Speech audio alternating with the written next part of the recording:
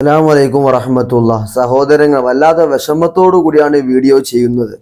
വയനാട് ദുരന്തം നമ്മുടെ കേരളത്തിന്റെ അല്ല രാജ്യത്തിന്റെ നോവായി മാറിയിട്ടുണ്ട്. ഈ നോവിനെ കുറിച്ച് നമ്മൾ മനസ്സിലാക്കുമ്പോൾ വിശുദ്ധ ഖുർആൻ നമ്മളെ പരിചയപ്പെടുത്തിയ 2-3 സത്യങ്ങൾ നിങ്ങളെ ബോധ്യപ്പെടുത്താനാണ് ഈ വീഡിയോ ചെയ്യുന്നത്. നമുക്ക് വിഷയത്തിലേക്ക് വരാം. സഹോദരങ്ങളെ, നിങ്ങൾ കണ്ടല്ലോ, എന്തൊരു വ്യാപ്തിയുള്ള ദുരന്തമാണ്. നമുക്ക് അളക്കാൻ കഴിയൂല. നമ്മൾ ചിന്തിക്കുന്നതിനേക്കാൾ അപ്പുറമാണ്. നിങ്ങൾ ആലോചിച്ചു നോക്ക്, നിങ്ങളെ കുടുംബത്തിൽ നമ്മുടെ വീട്, നമ്മുടെ വാഹനം, നമ്മുടെ സമ്പത്ത് എല്ലാം നശിച്ചു. ബാപ്പ മരണപ്പെട്ടു പോയി, ഉമ്മ മരണപ്പെട്ടു പോയി, നമ്മൾ മാത്രം ബാക്കിയാകുന്ന അവസ്ഥ ഒന്ന് ആലോചിച്ചു നോക്ക്. നിങ്ങൾ ഒരു നാട് ഒന്നാകെ തുടച്ചു നീക്കപ്പെട്ടു. എത്രയോ ആളുകൾ മരണപ്പെട്ടു പോയി. ഞാൻ ആ വിഷയത്തിലേക്ക് വർണ്ണിച്ചു പറയുന്നില്ല.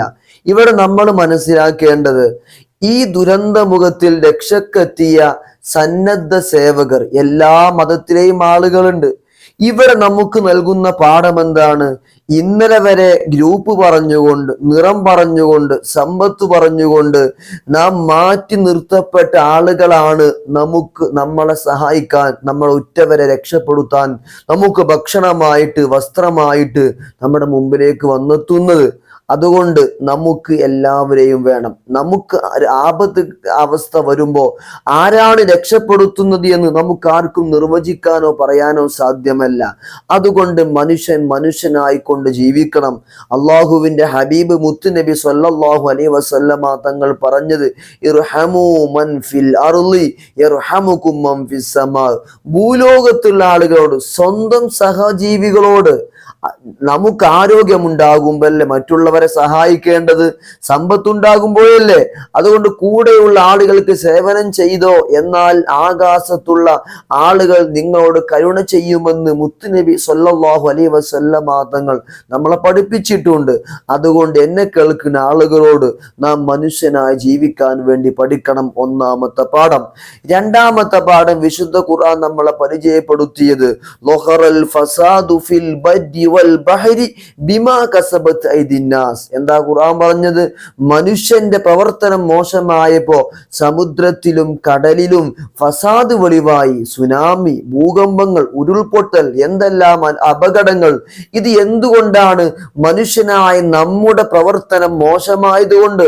ഈ ആയത്ത് 2 നിലയ്ക്ക് വ്യാഖ്യാനിക്കാം.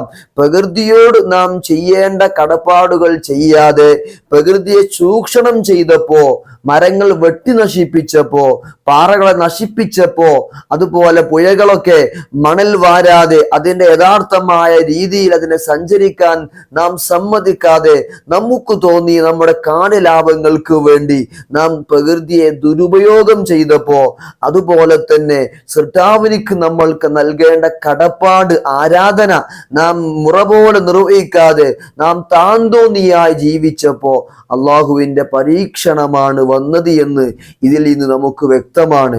പക്ഷേ ഇവിടെ ഒരു കാര്യം കൂടി മനസ്സിലാക്കണം.